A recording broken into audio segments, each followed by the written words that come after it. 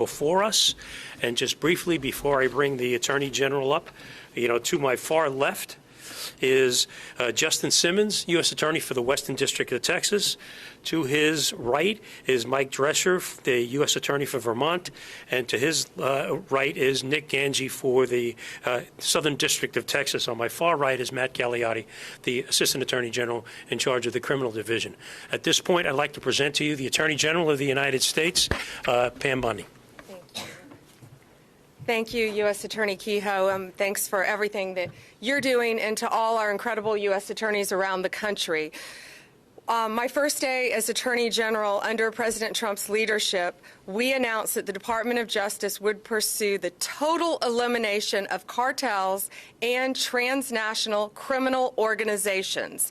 Thanks to President Trump, many of these groups, many of these gangs are now classified as foreign terrorist organizations because they pose an extreme threat to not only our country, but to our world. They traffic drugs, weapons, and people. Every American community destroyed drives up their profit margins. No longer. We are investigating and prosecuting their crimes more aggressively than ever, and Joint Task Force Alpha is the tip of the spear. We have been working on that with Secretary Kristi Noem, Homeland Security, and I cannot say enough good things about Secretary Noem. I was with her in Louisiana yesterday, and she is fighting to keep our country safe every single day. Just this week, Joint Task Force Alpha took 4 major enforcement actions. Right here in Tampa, we unsealed the indictment charging 12 defendants operating a massive, right here in Tampa, a massive illegal smuggling ring. The defendants engaged in a conspiracy to bring illegal aliens from Cuba to the U.S. for profit.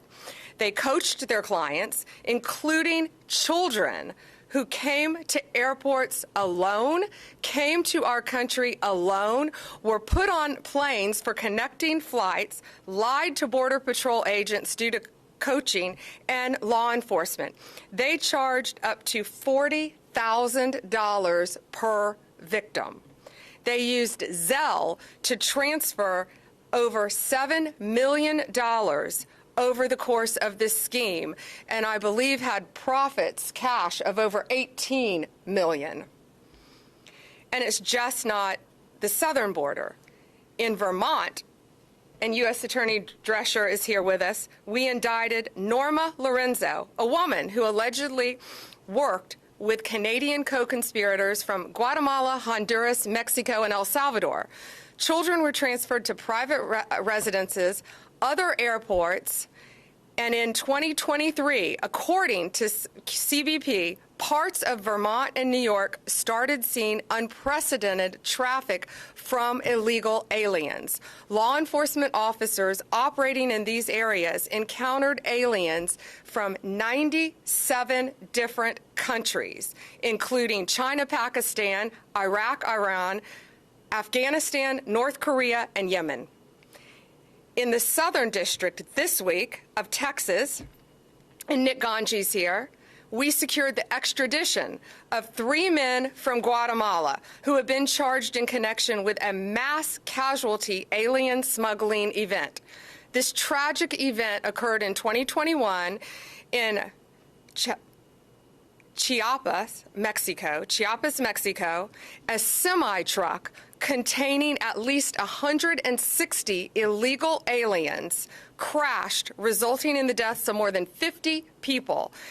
The cost of human smuggling is huge. So many families are dying. So many people are dying.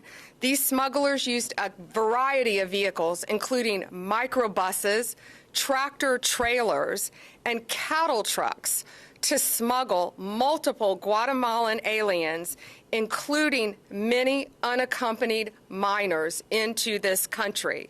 In the Western District of Texas, where Justin Simmons is our U.S. Attorney, we just this week charged 4 defendants with their role in a deplorable scheme smuggling unaccompanied children into the United States from Mexico. These monsters behind the operation drugged unaccompanied children coming into our country, giving them THC so they would be asleep when passing through customs.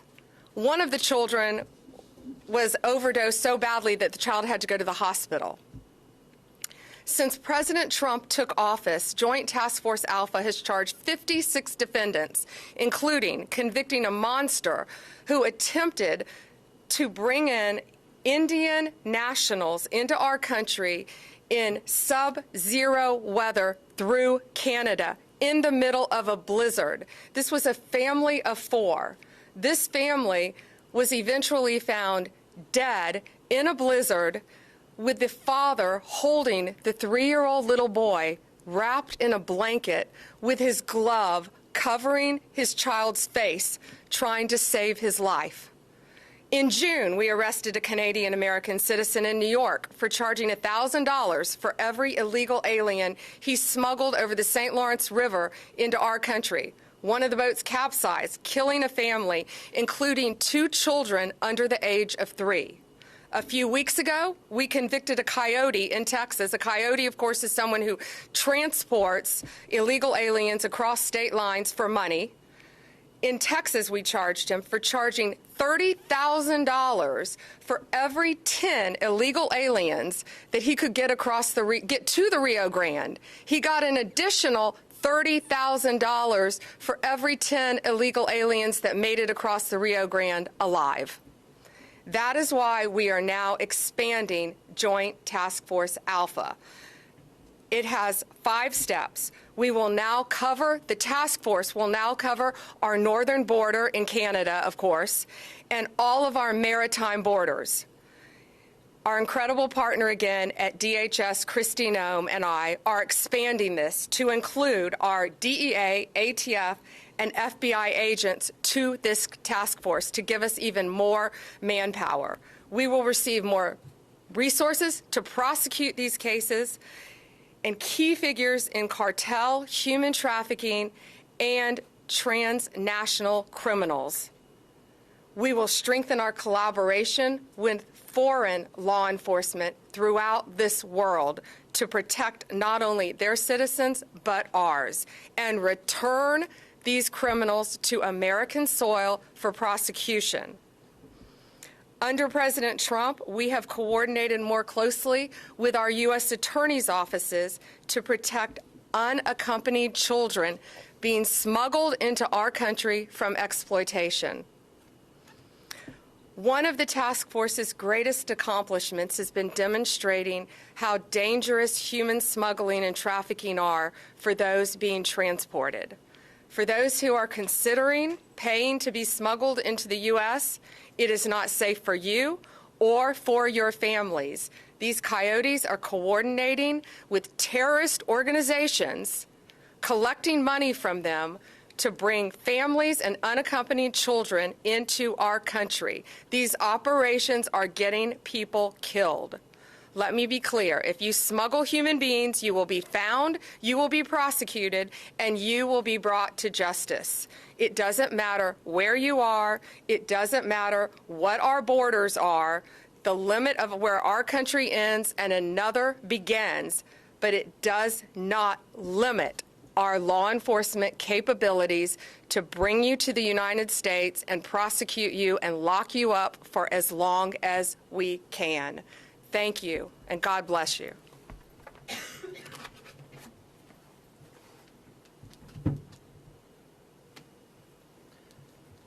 Thank you, General Bondi. I'm sure you, ladies and gentlemen, can see the commitment of the Attorney General to this endeavor. We just want to take a few minutes more of your time and give you a little bit more detailed flavor of the cases that we have before you and the nature and extent of the horrific crimes that are taking place that General Bondi just outlined. After we finish these very brief comments, it will be open for questions at that point. And just bear with us, and we'll be there very soon. The first case that we're talking about is the case here in Tampa that General Bondi was talking about, United States versus Cabrera, which is 12 defendants, an international alien smuggling ring, and they also engaged in asylum fraud. And why did they do it? They did it for money and money alone. As General Bondi just noted, We have tracked at least $18 million trafficking through their account and laundered through their accounts to pay their expenses, to pay their co-conspirators. This was a profit-making motive that went on between 2021 and today, 2025. How did it happen? They used social media. They went on social media with Cuban individuals to tell them that they could get Cuban individuals and get them visas based on fraudulent conduct by putting their visas, which were based on European citizenship. They had co-conspirators throughout the world to gather these people up to try to get their money to participate in this. And I say co-conspirators. There are numerous co-conspirators. There were thousands of people, aliens listed in their ledgers that they were doing this with. Their ledgers were sophisticated as any business that you will come across. Their ledgers had dates of travel, money owed, airlines used, smuggling routes. How did they do it? They brought these people through charters and commercial airlines through other countries. They put the fraudulent documentation together with these individuals. Of course, as General Bondi just noted, at $40,000 apiece. They spent up millions of dollars flying these people throughout the country before they came back into the United States. They would provide them with fraudulent visas based on the fact that they were saying that they were not in Cuba after 2011, when, of course, they were. With this fraudulent document, they coached these people once they came to enter into the United States. How did they coach them? They coached them to make sure you tell these people that you're a tourist. Make sure you tell them that you're just here for a visit. And, of course, conceal the fact that you had come from Cuba. And then after and when you get into the United States, lay low for a while. Don't make any noise about things. Why? Because at the appropriate time, they wanted you to come forward to seek asylum, being a Cuban national. So they would then prepare the asylum applications, which were likewise fraudulent. So they're preparing fraudulent document to get into the country, preparing fraudulent documentation to get asylum. And ladies and gentlemen, this was all for money.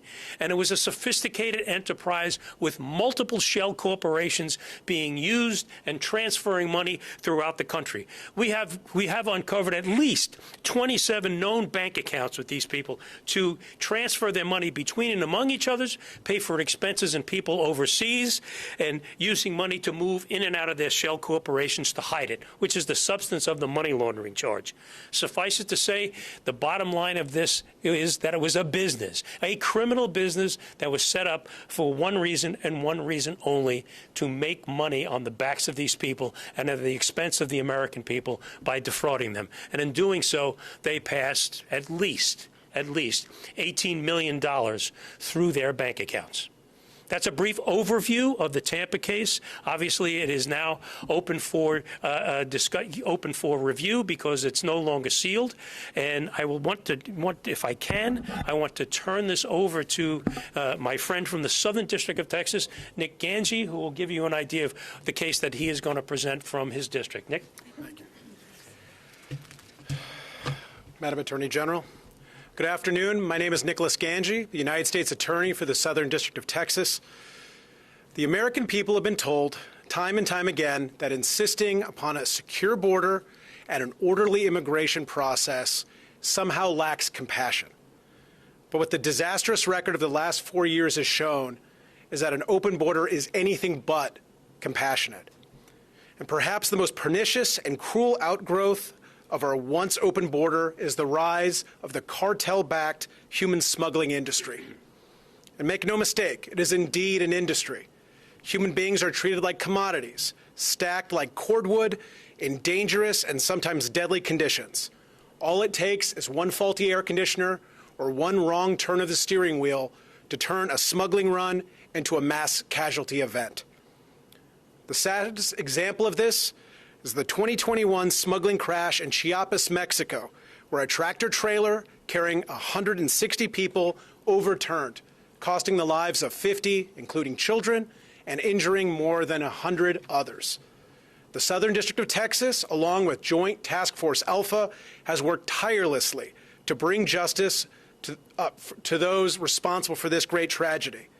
Last year, a grand jury in the Southern District of Texas indicted 6 Guatemalan nationals for conspiring to smuggle these victims into the United States. And on December 9th of last year, the 3rd anniversary of the crash, Guatemalan authorities arrested the 4 remaining conspirators who are residing overseas. I'm pleased to announce today that 3 of these alleged conspirators have just been extradited to the United States and are making their initial appearance today in Laredo, Texas, with a 4th defendant on the way. I am grateful to our Guatemalan partners for their assistance in delivering these defendants to us so that these accused smugglers can learn a little bit about what Texas justice looks like. But the Southern District of Texas work with Joint Task Force Alpha has yielded other successes as well. A few notable examples: we indicted and convicted 14 defendants who conspired to smuggle hundreds of illegal aliens via dangerous methods, including packing them in suitcases, repurposed water tankers, and wooden crates with little ventilation or room to move.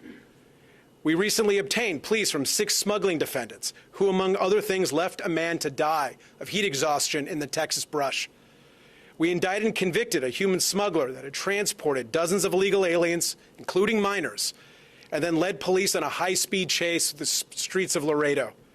And we obtained a 103-month sentence against a former CBP officer who betrayed his oath and took bribes to allow illegal aliens and cocaine to pass through his lane at a port of entry. Smuggling is a wicked and remorseless business, and it has no place in any civilized society, let alone the United States. And the Southern District of Texas will do whatever it takes to eradicate this industry once and for all, and to put those responsible in prison for as long as the law allows. So for those considering coming to this country illegally, our message is clear. Don't do it. Don't put your life or safety or those of your loved ones into the hands of the cartel. They do not care if you or your children have access to food, water, or even air to breathe. They do not care if you live or die. And our message to these smugglers is equally clear. You can run, but you can't hide. If you're not already in cuffs, you will be in cuffs soon, because the United States does not forget. And with that, I'm going to turn it over to United States Attorney for the Western District of Texas, Justin Simmons.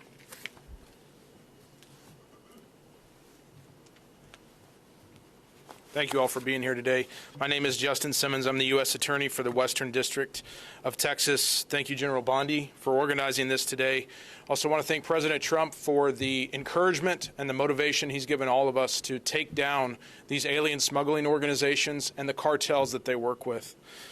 You know, Juarez, Mexico is right across the border from El Paso, Texas. And for years, Juarez has been plagued by violence, kidnapping, and murder. Cartels have been warring over that area for decades because it's a key route for trafficking drugs and smuggling humans into the United States. These cartels have no bottom. There is no limiting principle on how low they will go to enrich themselves. We saw an example of this recently in a case where a woman named Susana Guadian ran an alien smuggling organization out of Juarez.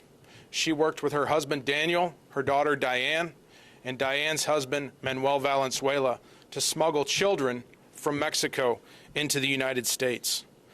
Basically, what she would do was contact U.S. drivers who would come across and pick up these children and then take them back across the border. Prior to being picked up, Susana would prep these children by sometimes telling them what to say when they got to the POE, the port of entry, or a checkpoint. Other times she would give them THC gummies, as General Bondi said, to calm them and keep them compliant throughout the process. In this particular case, the children that were given the THC gummies were 12, 9, 3, and 2. When CBP recognized when they were trying to cross with this group of children that something wasn't right, they saw it. They realized those children needed some kind of medical treatment. They got a couple of them to the hospital to receive that treatment. They were later diagnosed with THC poisoning. As U.S. Attorney Ganji said, as General Bondi said, these cartels, these organizations do not care about you or your children when moving them across the border. So we're really happy that we were able to get arrest warrants this weekend and get at least 2 of these individuals, Diane and Manuel Valenzuela, off the street. The 2 other individuals, Susana and Daniel, Guadian are still at large, but we will do everything we can to bring them to justice as well. You know, nothing crosses the border without the cartel's permission, and nothing crosses without payment to the cartels. These cartels see children just like they see a kilo of Coke. Dollar signs. That's all they see. They care nothing about their well-being. Additionally, these organizations often use stash houses in American neighborhoods where they will put these aliens that they're smuggling across for days, weeks at a time. This endangers those neighborhoods, endangers those people who live in those areas, and it brings organized crime to Main Street USA. We will not have it. We will do everything we can to shut down these organizations because it hits the cartels where it counts, in their pocketbooks. That is all they care about, how much money they can make. And it makes America safer for Americans.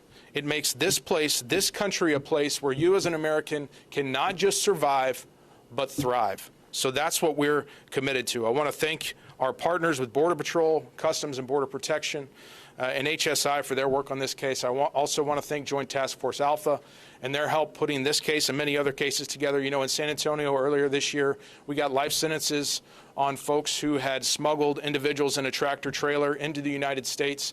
54 individuals, 53 plus one unborn child, died in the back of that tractor trailer. So I'm really really thankful for Joint Task Force Alpha and the work they've been doing with us as well. We are on a mission to shut down these organizations and the cartels more broadly. In the Western District of Texas, this is what we do. Thank you very much. So lest you think this problem is just on the south border in Texas and Florida, I'd like to bring up U.S. Attorney Mike Drescher from the District of Vermont. Mike? Thank you. I want to thank you, Attorney General Bondi, for your remarks, and I want to thank you, U.S. Attorney Kehoe, for your hospitality hosting this event. I especially want to thank you, Attorney General Bondi, for bringing attention to the extraordinary work that the men and women of the United States Border Patrol and Homeland Security investigations are doing in Swanton sector, the portion of the U.S.-Canada border that includes Vermont, northern New York, and New Hampshire.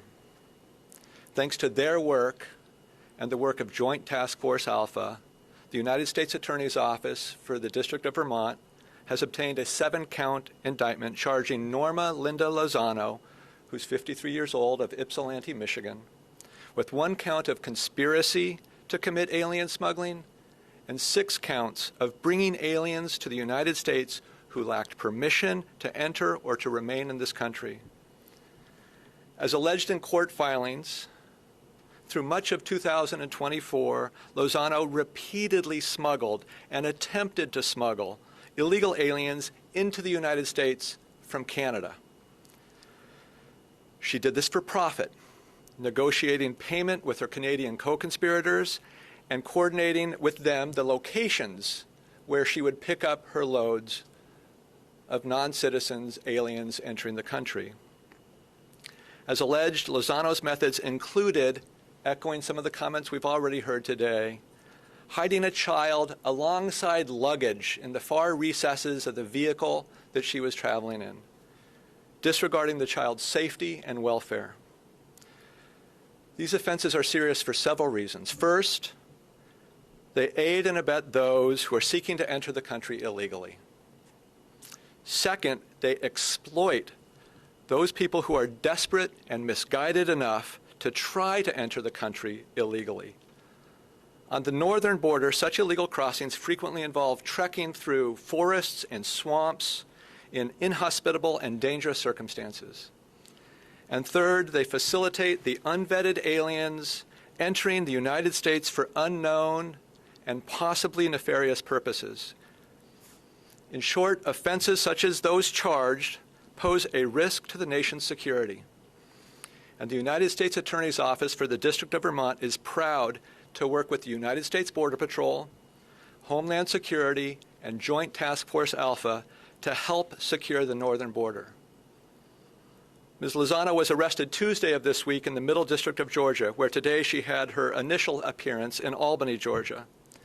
She's been transferred to have subsequent appearances in the District of Vermont.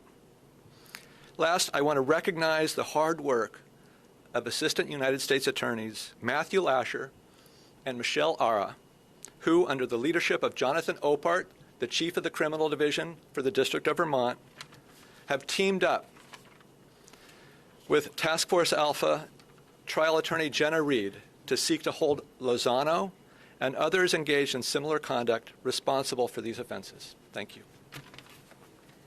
We're ready to take questions. If you want to direct them to any of the states, just let us know. Questions? Well, how about if we start on this side of the room and go over? Any questions?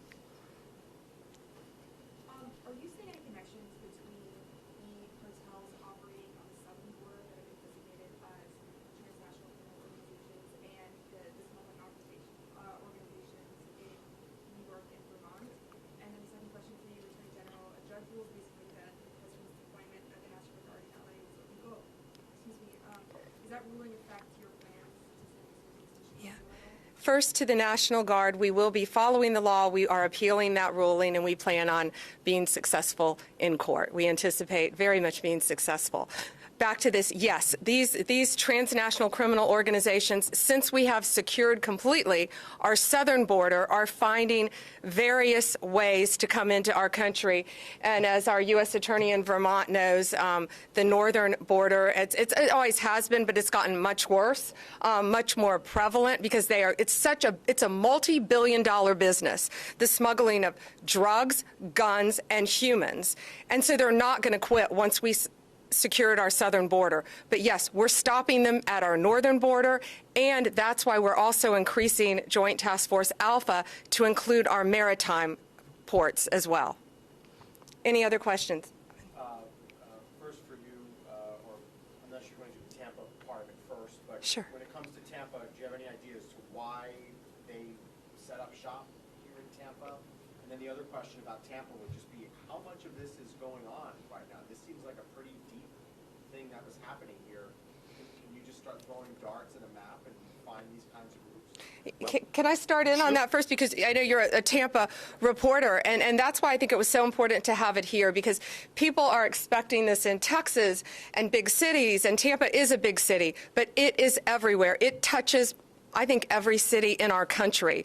And traveling around this country, it's everywhere. It's everywhere you go, because our borders were wide open, and guns, drugs, gangs were coming in, terrorist organizations, into every city in our country. We arrested very recently, 20 minutes outside of our nation's capital, one of the top MS-13 members in the entire country. One of them was arrested also in Portland, Oregon. So it's very organized. They are spread throughout this country. And U.S. Attorney Kehoe, I'll let you take it from Tampa. With regard to Tampa, I mean, this has been going on for a significant period of time. Our investigation takes us back to at least 2021. And these people aren't some individuals or from far-off areas. They're from neighborhoods right here in Tampa, from addresses that you know, that you could pass in Publix or walk on the street.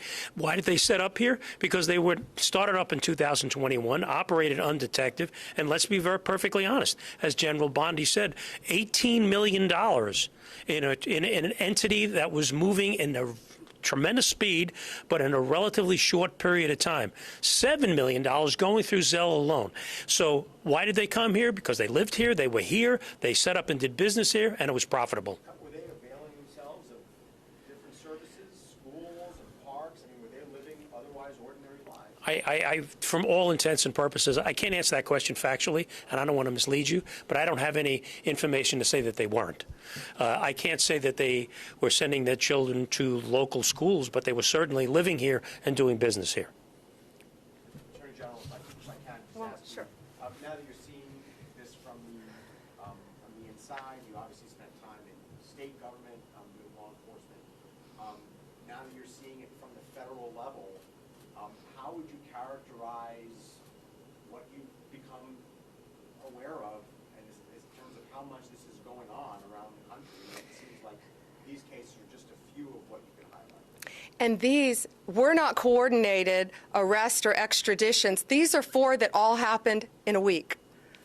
And because the majority involved unaccompanied children in human smuggling, we wanted to highlight those and why we're expanding our task force.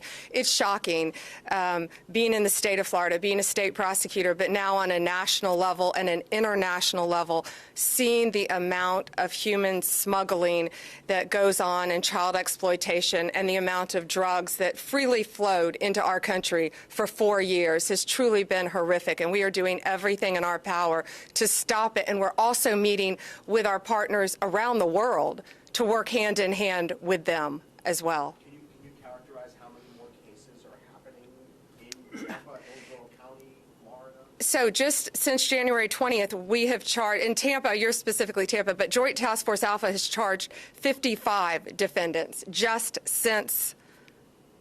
recently. Since January, 55 have been charged. And these are all, no, from all over the country. Major cases. But I'll let U.S. Attorney Kehoe answer Tampa. It's everywhere. Yes, I mean, to take what the general says, this is everywhere. This is just not a part-time thing. Why? Because it's a profitable thing. Other cases under investigation here in Tampa? Yes. Numerous cases? Yes. I can't get into the details of those, but this is not the last case of this fashion that we're going to do. Border Patrol and HSI are out there day after day, week after week, conducting investigations. So will there be more such cases being indicted along the way? Their answer is yes. I don't want to speak for my colleagues, but I assume that they would echo my response in that regard.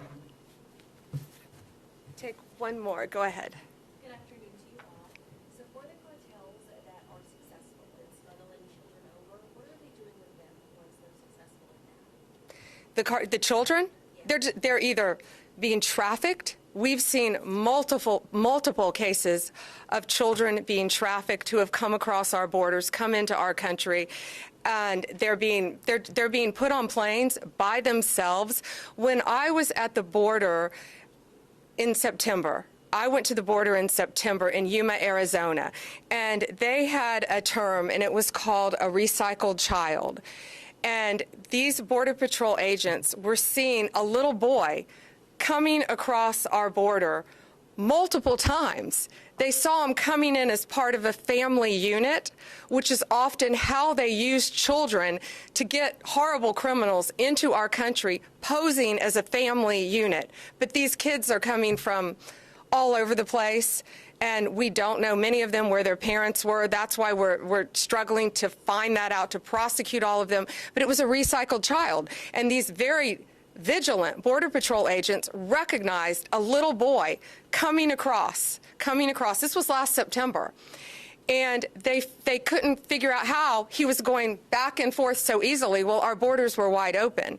And if you dropped your IDs, I saw IDs that were just piled up from every country you can imagine. If you dropped your passport, if you dropped your ID, one, they had a military member from China, dropped his ID. You could walk right into this country and say you were from anywhere you wanted to. And that's what we have stopped, and that's what we're going to prosecute. So they're using these children, many of them, to exploit them to help other gangs, cartels throughout this country. Some of these cases, when we're arresting these cartel members, they have children with them who are not related to them in their homes. Thank you. Thank you all for being here, and thank you for taking such close attention and realization to what's happening throughout our country affecting children. Have a great day.